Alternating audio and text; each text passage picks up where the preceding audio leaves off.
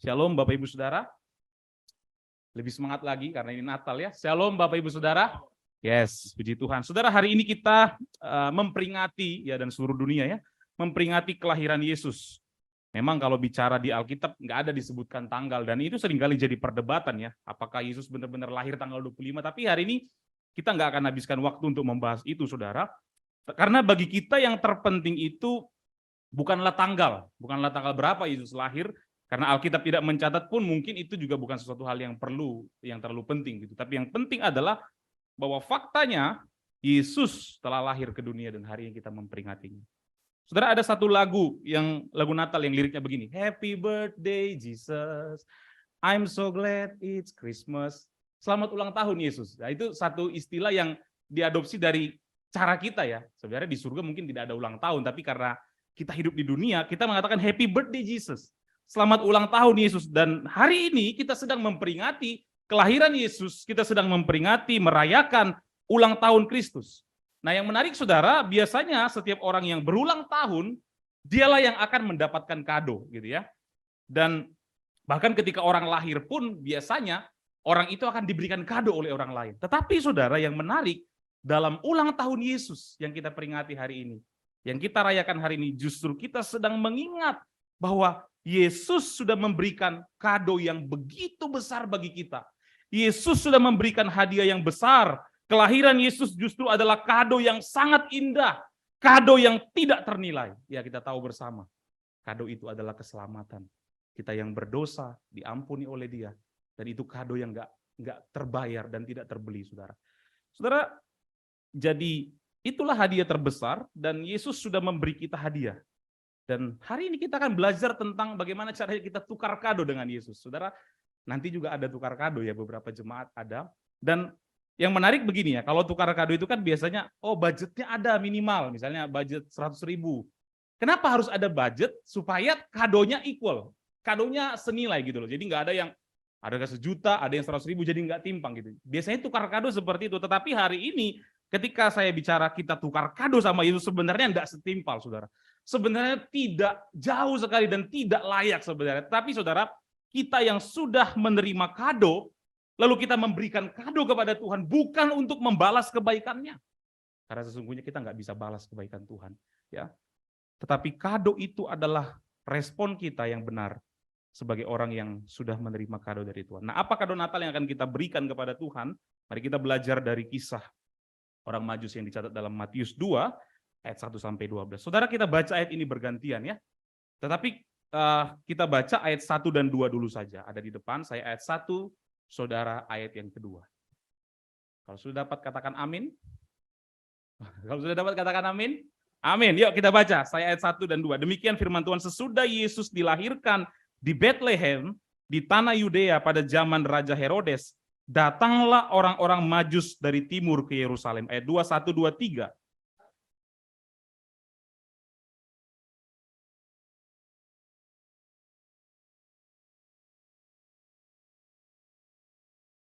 Oke, sampai di sini dulu Saudara. Nanti sering berjalannya khotbah kita baca semua bagiannya ya. Saudara, ini adalah kisah tentang orang Majus yang hanya dicatat dalam Injil Matius. Dan kita tentu bertanya-tanya, kenapa ini perlu dicatat gitu ya? Siapa itu orang Majus? Saudara, orang Majus yang pasti bukanlah orang Israel, bukanlah orang Yahudi. Artinya di zaman itu orang-orang yang bukan Yahudi disebut bangsa kafir. Jadi orang Majus ini termasuk bangsa kafir karena mereka adalah bukan orang-orang Yahudi. Kenapa ini harus dicatat di Alkitab? Saudara, kita tahu Matius itu sangat menekankan bahwa Yesus adalah raja, Saudara. Makanya kalau kita lihat silsilah Yesus dimulai dari Abraham, nanti ada Raja Daud, raja-raja semua. Dan kenapa ini harus dicatat? Karena ini menunjukkan bahwa raja yang kita kenal yaitu Yesus itu disembah oleh bangsa-bangsa lain datang dari timur, termasuk orang Majus. Nah, pertanyaannya, Saudara, siapa itu orang Majus? Saudara, dalam bahasa Yunani, saya coba cek di dalam bahasa Yunani itu, kata Majus itu menggunakan kata magos.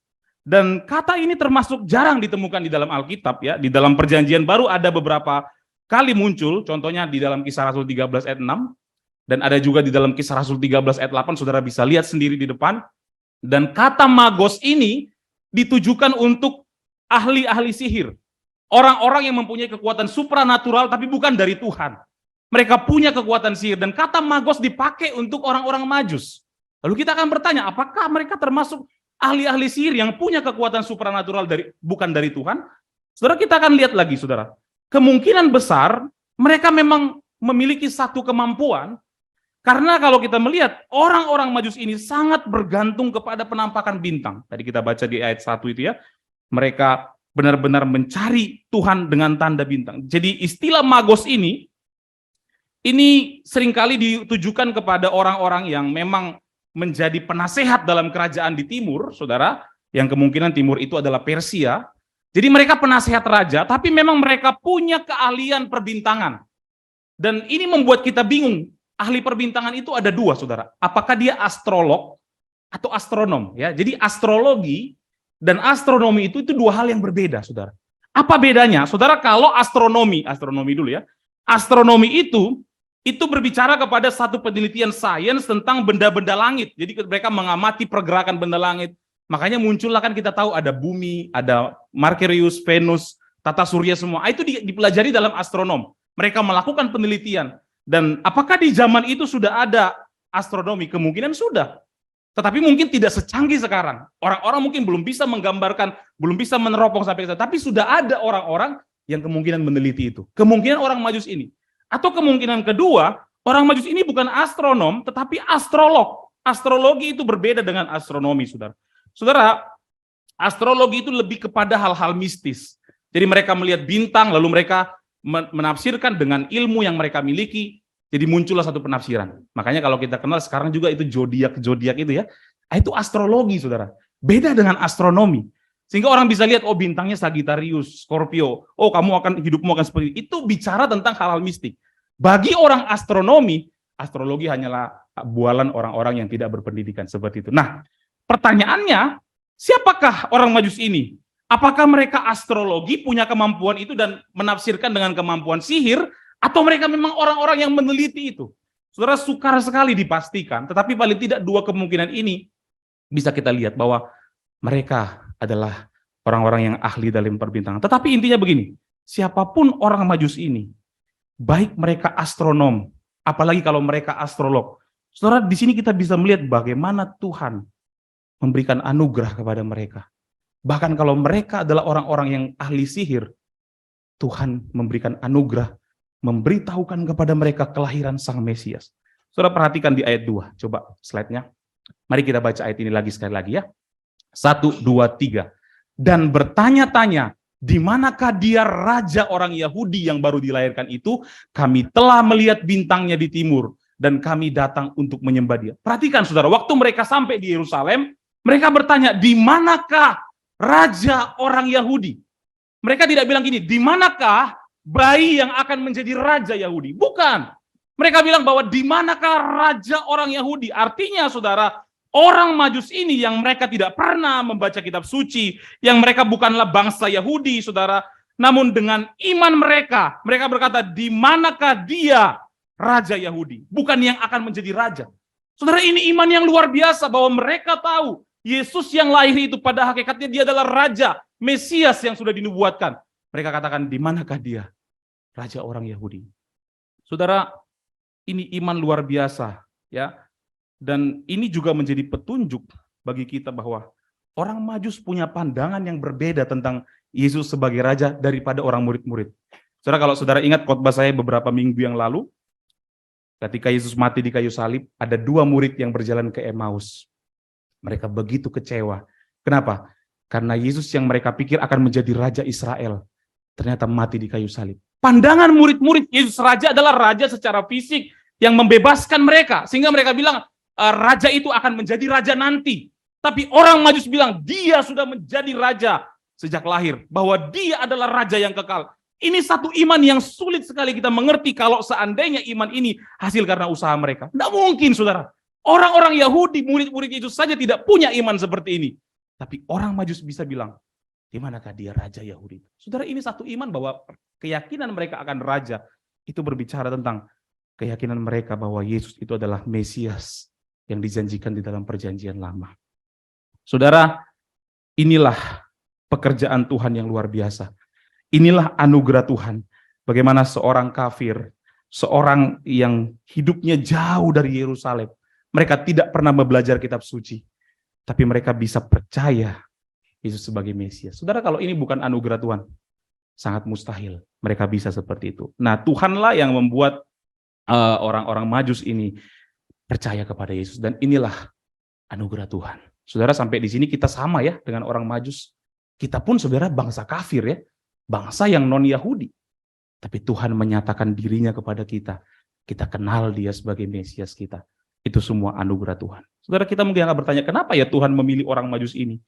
Mereka kan bangsa kafir. Bangsa yang nggak kenal Tuhan, jauh dari Yerusalem. Tapi kenapa? Sementara kalau kita baca tadi, ada ahli-ahli Taurat di situ, ada pemimpin agama di situ yang tahu. Waktu ditanya, di manakah Yesus itu yang akan lahir itu? Mereka bilang, di Bethlehem, di tanah Yudea, seperti yang dijanjikan para nabi. Mereka tahu, tapi mereka tidak bisa mengimani Yesus sebagai Tuhan. Kenapa Tuhan memilih orang Majus? Kenapa Tuhan memilih orang yang sebenarnya dari bangsa yang tidak mengenal Allah? Saudara, inilah kebesaran kasih Allah. Kita tidak tahu jawabannya. Kenapa Tuhan pilih saudara? Kenapa Tuhan pilih saya? Kita bukan orang yang baik. Saya pikir banyak orang yang jauh lebih baik dari kita. Meskipun kebaikannya tentu tidak sempurna. Tapi kenapa Tuhan memilih kita untuk kenal dia? Saudara, ini kebesaran kasih Allah. Saudara, dalam bukunya, coba di slide berikutnya, Billy Graham, dia nulis buku ya, judulnya Just As I Am.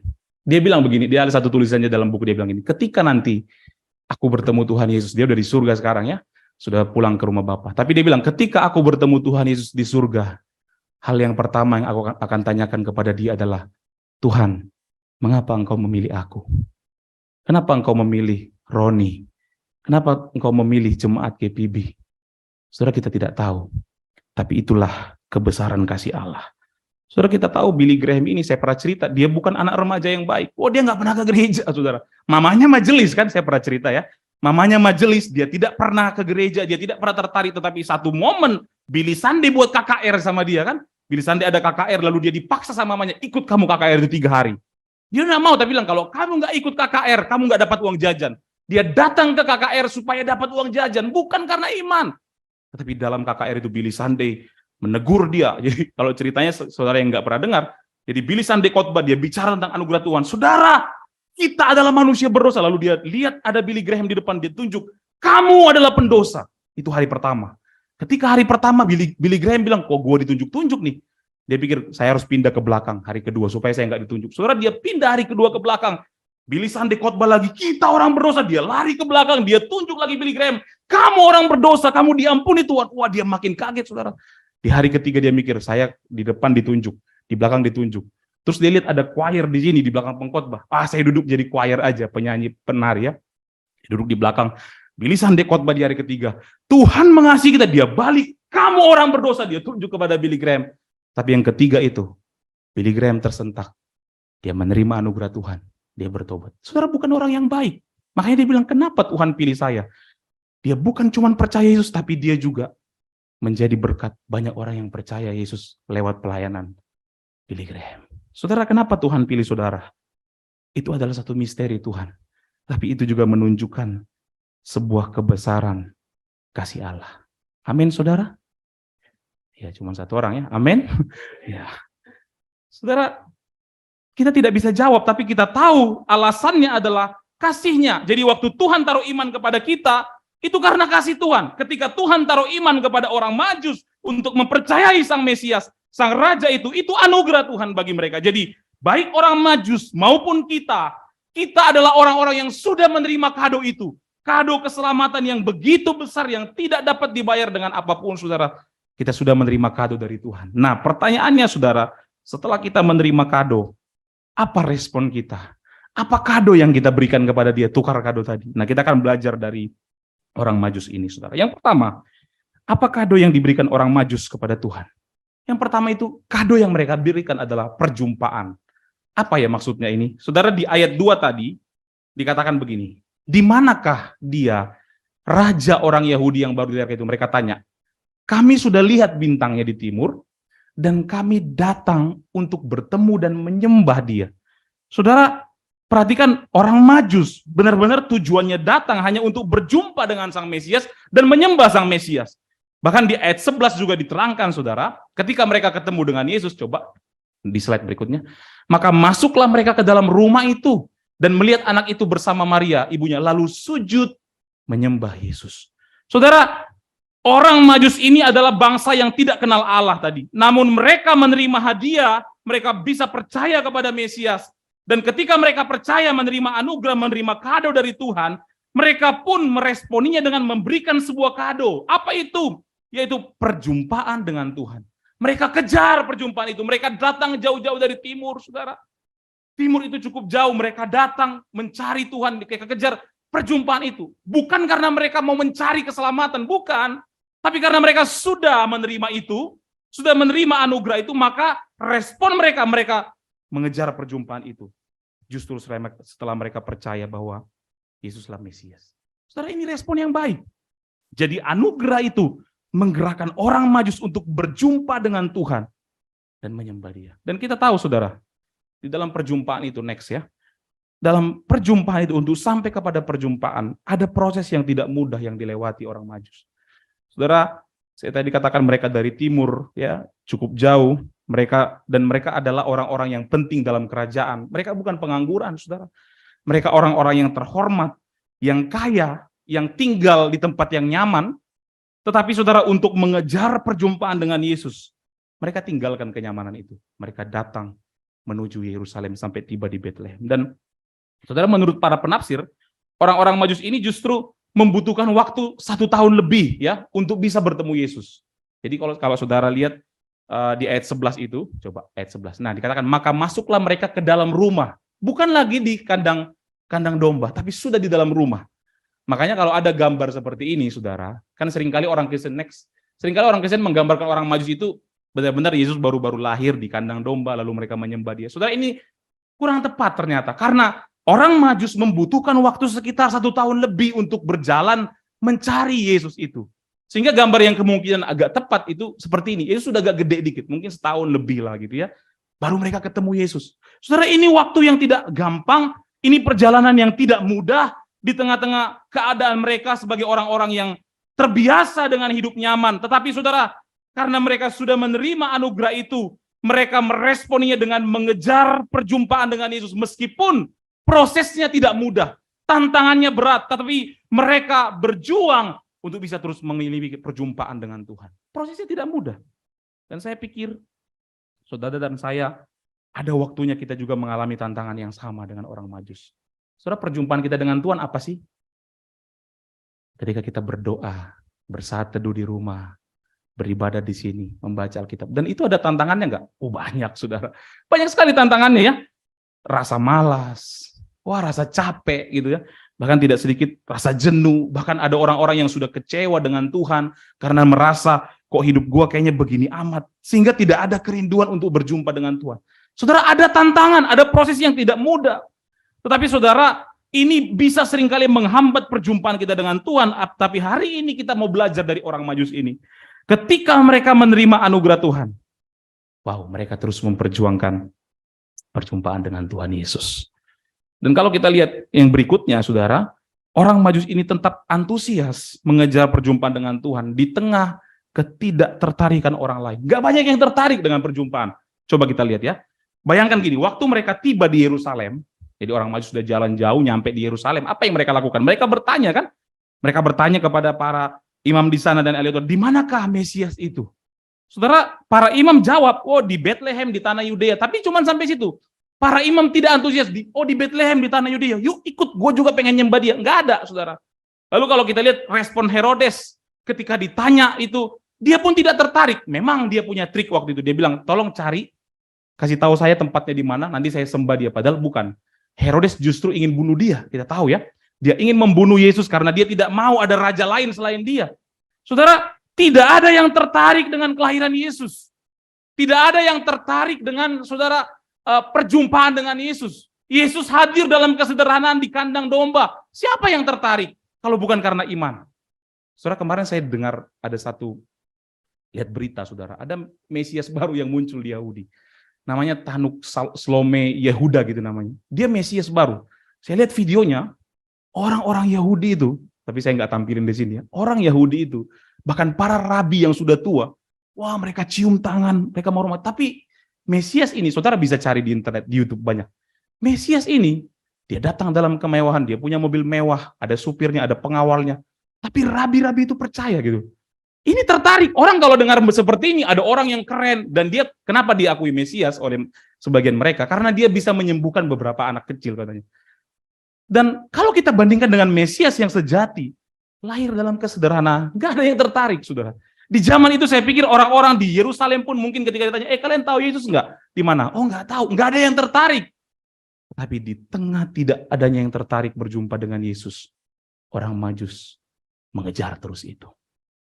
Saudara, mungkin ada juga dari kita yang hidup di lingkungan seperti orang Majus ini. Kita punya teman-teman dekat, keluarga yang tidak tertarik dengan Tuhan. Jangankan mau berdoa, ke gereja aja sudah tidak tertarik. Tidak tertarik dengan hal-hal rohani, tidak tertarik dengan perjumpaan dengan Tuhan. Dan tidak jarang ini mempengaruhi kita, saudara. Kita juga akhirnya jadi malas, jadi tidak tertarik dengan perjumpaan dengan Tuhan. Saya ingat dulu waktu saya di asrama, masuk asrama STT pertama kali waktu saya S1 sudah. Saya terkejut sekali ketika saya baru datang. Kenapa? Kakak kelas saya, tidak semua, tapi sebagian besar, sungguh-sungguh jarang sekali berdoa. Waduh, saya kaget, saya kira STT itu adalah tempat orang-orang yang suci gitu ya. Tapi waktu saya masuk, saya kaget sekali, saudara. Sehingga saya sempat terpengaruh juga dengan mereka. Wah, mereka nggak pernah berdoa. Tapi saudara, ada satu orang, teman saya yang baik sekali, sahabat saya, yang saya lihat begini, setiap pagi, kami kan ada doa di asrama itu jam 5 pagi lah mulai. Tapi jam 4 pagi dia udah ambil gitar, kamarnya kebetulan bersebelahan dengan kamar saya. Saya dengar dia bernyanyi di kamar, setiap pagi dia lakukan itu. Saudara, ini membuat saya juga jadi semangat. Kelihatannya bagus ya, saya jadi semangat karena dipengaruhi dia. Tapi saudara, saya sadar ini pun juga adalah hal yang kurang tepat. Kenapa? Karena pada akhirnya semangat saya untuk berdoa, untuk membaca firman Tuhan, merenungkannya, untuk berjumpa dengan Tuhan, itu sebenarnya karena pengaruh orang lain. Saya pikir itu juga adalah hal yang tidak bagus, saudara. Saudara, memang ada juga orang yang berjumpa Tuhan ya ketika ada masalah, ya itu cara Tuhan. Tapi gini, saudara, idealnya semangat kita untuk berjumpa dengan Tuhan bukan karena pengaruh orang lain. Meskipun orang tidak tertarik dengan Tuhan, lingkungan kita bukanlah orang yang rajin bergereja, rajin berdoa, rajin membaca Alkitab. Saudara, harusnya yang mempengaruhi kita bukan keadaan, tetapi yang mempengaruhi kita adalah harusnya anugerah itu. Ingatlah salib, saudara, bahwa Yesus sudah memberikan semua yang terbaik untuk kita. Dan ketika kita ingat cinta Tuhan, Dia berikan nyawanya, maka meskipun semua orang tidak tertarik kepada Tuhan, kita mau tertarik berjumpa dengan Tuhan. Saudara, sudah berapa lama saudara tidak baca Alkitab? Jawab sendiri di hati masing-masing. Sudah berapa lama kita tidak berdoa secara pribadi? Jawab sendiri, Tuhan yang tahu dan saudara yang tahu. Tetapi hari ini, Tuhan ingatkan kita, kado Natal yang bisa kita beri adalah kita berjumpa dengan Tuhan.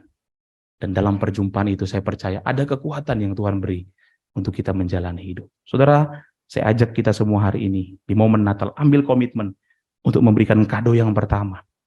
Perjumpaan kita dengan Tuhan setiap hari, setiap saat. Yang kedua dan kado yang terakhir, saudara. Apa kado yang diberikan orang Majus kepada Tuhan? Ketaatan. Wah, saudara, sebelumnya di ayat 7, atau kita baca saja ya, ayat 7 dan ayat 8. Yuk kita buka Matius pasal 2, ayat 7 dan 8. Nah ini ada ya. Saya akan bacakan untuk saudara. Saudara, ketika orang Majus sampai di Yerusalem, mereka nanya, di manakah Mesias itu? Lalu Herodes dengar ini. Dan dia jadi takut. Lalu apa yang dilakukan Herodes?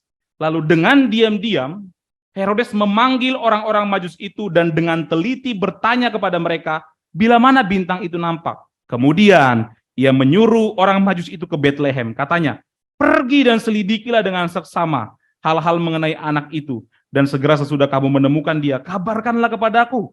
Supaya aku pun datang menyembah dia. Oh, Herodes kelihatannya bagus, kelihatannya rohani. Tapi kita tahu, saudara, dia mau tahu posisi Yesus bukan untuk menyembah Yesus. Tapi dia justru mau menghancurkan Yesus, mau membinasakan Yesus sejak dini. Supaya tidak ada raja yang menyayangi dia. Dia begitu insecure dengan kerajaannya dia. Karena ada raja baru yang lahir. Saudara, Herodes berpesan kepada orang Majus, kalau kamu ketemu Yesus, balik ke aku ya. Kasih tahu aku, nanti aku akan datang menyembah dia. Oh, kelihatannya bagus. Dan orang Majus waktu itu tidak punya pikiran kotor. Maksudnya pikiran negatif ya terhadap Herodes. Mereka berpikir, oh iya oke. Nanti kalau kami ketemu Yesus kita balik, kita kasih tahu Herodes supaya Herodes datang menyembah dia. Tetapi kita tahu tujuan Herodes bukan menyembah. Dan akhirnya saudara kalau kita baca di bagian berikutnya, orang Majus akhirnya bertemu Yesus, lalu mereka mempersembahkan persembahan kepada Yesus, emas, kemenyan, dan mur. Dan waktu mereka mau kembali setelah menyembah Yesus, mereka mau balik saudara ke tempat Herodes, Tuhan berpesan sama mereka. Mari kita lihat ayat 12. Dan karena diperingatkan dalam mimpi, supaya jangan kembali kepada Herodes, maka pulanglah orang Majus itu ke negerinya melalui jalan lain. Saudara, memang tidak ditulis secara tersirat bahwa Tuhan yang mengingatkan mereka dalam mimpi. Namun saudara, kalau kita lihat konteks Matius ini, berulang kali dikatakan bahwa Allah berbicara kepada Yusuf lewat mimpi. Coba di ayat slide berikutnya nih. Dalam Matius 1:20 baca sendiri ya, Matius 2 ayat 19, Matius 2 ayat 22, itu berulang kali Tuhan berbicara kepada Yusuf lewat mimpi. Dan kalau kita lihat pesannya bagus, dan orang Majus juga sama saudara. Mereka mendapat peringatan dari mimpi, dan pesannya juga adalah bagus supaya Mesias itu rencananya tidak hancur oleh karena Herodes mau bunuh dia. Sehingga kemungkinan besar melihat konteks yang ini, maka jelaslah bahwa orang Majus ini sedang diperingatkan oleh Tuhan untuk pulang kembali lewat jalan lain. Jangan balik ke Herodes, pulang ke negeri yang lain, melewat jalan yang lain maksud saya. Saudara, ini artinya orang Majus belajar mentaati perintah Tuhan. Dikatakan mereka akhirnya pulang lewat jalan yang lain supaya nggak ketemu Herodes. Saudara, waktu kita baca ini mungkin pikir, itu gampang lah kalau gue juga gitu. Jadi mereka mudahlah, Tuhan udah suruh pasti saya ikut. Saudara, apakah saudara yakin? Saudara, coba kita pikirkan begini. Waktu mereka dibilang Tuhan, kalian balik jangan ke Herodes ya, pulang lewat jalan lain. Saudara, apa yang pertama mereka pikirkan? Mereka sangat kenal dengan Herodes. Siapa itu Herodes? Saudara, coba next slide.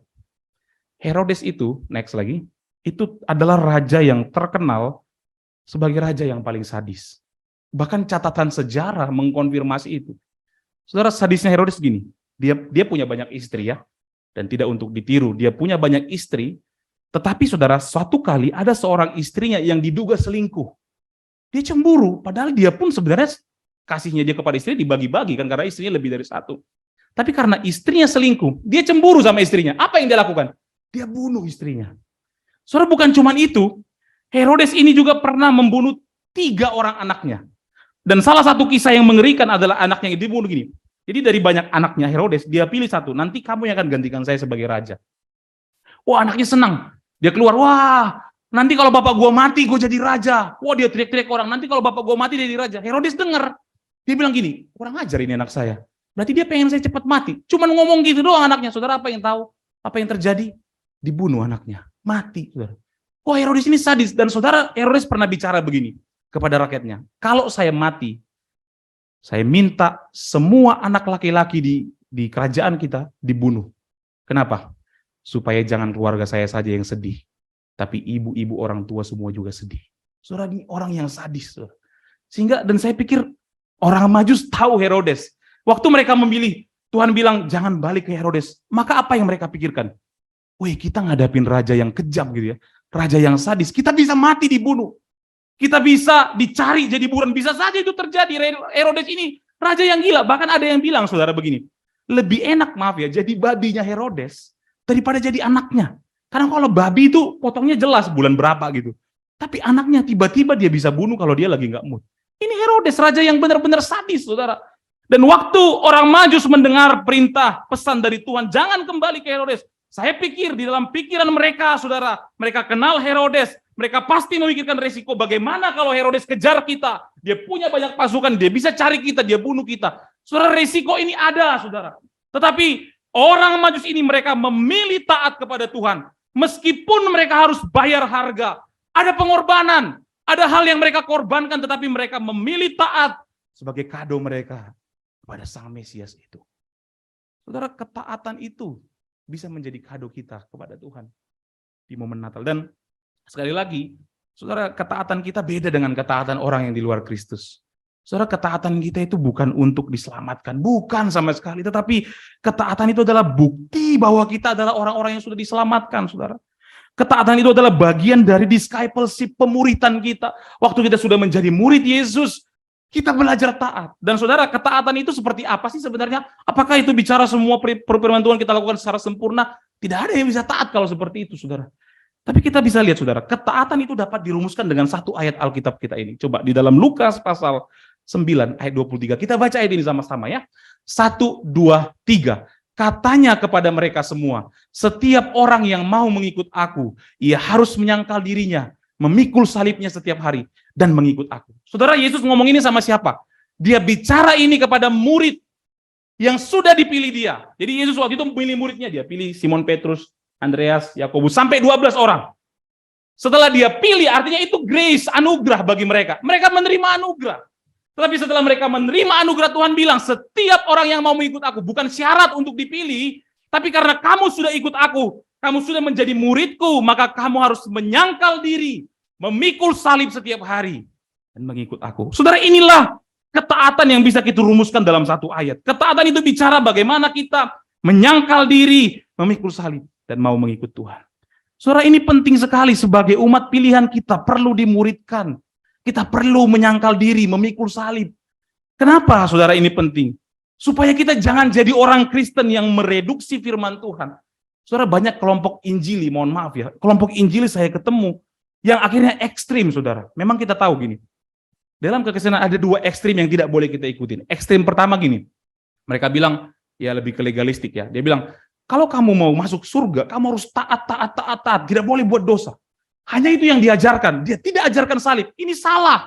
Ini ekstrim yang salah. Mereka hanya mengajarkan ketaatan, hidup sempurna, hidup suci. Ini salah, saudara. Tapi saudara, ada ekstrim yang lain yang bilang, wah Tuhan sudah mati buat kita. Tapi tidak diajarkan untuk menyangkal diri, memikul salib. Ini juga salah. Bahwa kedua-dua ini, saudara, adalah ekstrim yang tidak boleh kita ikuti. Sebagai orang Kristen, kita memang harus belajar salib, belajar pengorbanannya. Betul, saudara. Tetapi sesudah itu, sudah kita jadi murid. Seperti apa kata Yesus? Kita harus juga hidup dalam ketaatan itu. Menyangkal diri. Memikul salibnya setiap hari. Saudara, sehingga kita jangan terjebak dalam satu ekstrim yang kiri atau yang kanan. Kita menjadi orang yang mengikuti apa yang kata firman sesungguhnya. Saudara, Alkitab berulang kali tegaskan itu. Bahkan saya kemarin baca, John Calvin pernah ngomong gini juga. Ternyata dalam catatannya. Dia bilang, bagaimana saya menanggapi hukum Taurat setelah saya menjadi Kristen? Oh gini, setelah saya ditebus, kata John Calvin, ditebus karena anugerah, saya kembali ke hukum Taurat, bukan supaya untuk ditebus lagi, tapi sebagai bukti saya sudah ditebus. Itu kata John Calvin, saudara, seorang yang reform sejati, saudara. Dan kita sebagai orang Kristen harus tahu itu, dan kita harus ingat, saudara, memang salib menyelamatkan kita, salib hadiah terindah, salib bukti cinta Tuhan, betul. Tapi setelah kita menerima itu, ada satu respon yang harus kita lakukan. Tentu tidak jadi sempurna seperti Yesus, nggak ada yang bisa seperti itu, saudara. Tapi kita terus-menerus berjuang di dalam ketaatan. Saudara, menyangkal diri, ya, itu artinya gini, kita menolak kehendak kita yang bertentangan dengan Tuhan. Kan diri kita ini punya kehendak daging, ya, keinginan daging. Ketika itu muncul, kita lawan supaya apa? Supaya kita mengikuti kehendak Tuhan. Itu menyangkal diri kita untuk menaati Tuhan. Itu sifat orang Kristen. Saudara, beberapa hari lalu, di dekat perumahan saya gambarkan supaya saya tidak susah menjelaskannya. Jadi waktu itu saya naik motor, saudara. Dan itu ada putaran balik, saya harus putar balik, saudara. Dan memang tradisi di lingkungan kami sana, di Polri sana, motor itu bisa sampai 3 baris itu ya, 1, 2, 3. Harusnya kan kalau mau putar balik lu 1 baris aja gitu ya. Supaya sebelah kanan sini, mobil-mobil atau yang lain bisa ikut lurus kalau mau lurus. Kalau mau putar balik harusnya 1 baris. Tapi di lingkungan kami itu sampai 3 baris, dan saya juga terpengaruh, saudara. Waktu itu saya naik motor, saya putar balik, dan saya ada di posisi ketiga itu ya, 3 dekat mobil situ. Saya ada di situ, saudara, karena saya lihat orang-orang di depan saya juga begitu. Saya ikutin dari belakang. Ketika saya ikutin, yang depan saya berhasil mutar. Waktu saya mau mutar, jadi di sini ada 2 motor ya, di belakang saya ternyata motor ini mau lurus, saudara. Jadi agak tertahan karena putarnya kecil, gantian kan, yang pertama dulu, yang kedua baru saya. Jadi agak tertahan. Si motor ini mau ke kiri, ada mobil, dia nggak bisa, saudara. Dia kesal sekali sama saya. Waktu saya sudah mutar, dia maju, saudara. Apa yang dia lakukan? Dia tendang motor saya. Buah, terasa sekali goyangannya. Saudara, saya lihat dia seorang bapak, waktu itu dia bonceng istrinya dan bonceng anaknya. Dia tendang motor saya, saudara. Waktu dia tendang, keinginan saya ingin balas, saudara. Saudara, badan saya kan gede gitu. Saya lihat badannya nggak gede-gede amat. Saya body sekali bisa jatuh lah gitu ya. Suara saya juga kencang gitu, saya orang Batak gitu kan. Saya pikir nggak susah lawan nih orang, udah agak berumur lagi gitu. Tapi saudara, waktu saya mau putar, saya mau arahin kejar dia. Ketika saya mau kejar, saudara, Saya ingat saya orang Kristen. Saya baru ditabiskan jadi pendeta lagi. Tiba-tiba saya bentak dia, tiba-tiba dia bergereja di sini, gimana saudara, gitu kan? Saudara, apa yang saya lakukan?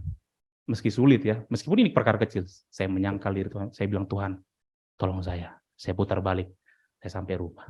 Wah, di perjalanan, kenapa gue nggak kejar? Ada saudara perasaan itu, kenapa nggak kejar ya, kenapa nggak melawan? Tapi saya bilang, kita harus belajar, itulah contoh kecil dari menyangkal diri. Saudara, dalam kehidupan kita setiap hari kita diperhadapkan dengan tantangan untuk menyangkal diri. Ini respon kita, kado Natal kita sebagai orang yang sudah menerima keselamatan daripada Tuhan. Dan saudara, selain menyangkal diri dikatakan memikul salib. Saudara, salib itu adalah sesuatu yang menyakitkan, yang gak enak saudara. Namun kalau kita bicara memikul salib, kita harus tahu konsep kita memikul salib itu bicara tentang konsep seperti Kristus memikul salib. Artinya apa? Ya, waktu Yesus mau pikul salib, dia penuh dengan kerelaan. Saudara, kenapa saya bilang begitu? Karena dia bisa saja, dia kan Tuhan yang masih utuh ketuhanannya 100%. Kalau dia nggak rela waktu dia dicambuk, dia bisa lawan, dia bisa pakai ilmu bisa mati tuh semua lawan-lawannya. Tapi Yesus belajar kerelaan di sana. Dia pikul salib yang sakit itu, saudara. Saudara, konsep memikul salib itu bicara bagaimana kita belajar rela ketika kita tahu meskipun ini nggak enak, saya rela. Kenapa Yesus rela? Karena dia tahu ujungnya baik. Dia tahu waktu dia memilih salib, mati di salib, saudara, darahnya tercurah, tubuhnya tercabik-cabik. Dia tahu tujuannya baik untuk menyelamatkan saudara dan saya. Dan pada endingnya Tuhan dipermuliakan. Saudara, dia tahu tujuan ini mulia sehingga dia belajar untuk rela. Meskipun salib itu sakit, karena dia adalah manusia seutuhnya juga, saudara. Saudara, ketika Tuhan bicara kita mengikul salib, hal-hal yang pahit dalam hidup kita, hal-hal yang menyakitkan, pergumulan kita, air mata kita, memang gak enak, saudara. Tapi orang Kristen harus pikul salib, memang gak enak, gak mudah, tapi kita tahu, ujungnya ini adalah kedewasaan saya. Waktu saya mengalami hal-hal yang gak enak, saya difitnah orang, ada pergumulan, ada air mata, saya tidak bisa beli ini, kerjaan saya di PHK, saya tidak dapat pasang itu, apapun itu yang tidak enak, itu bisa jadi salib kita ketika kita mau rela.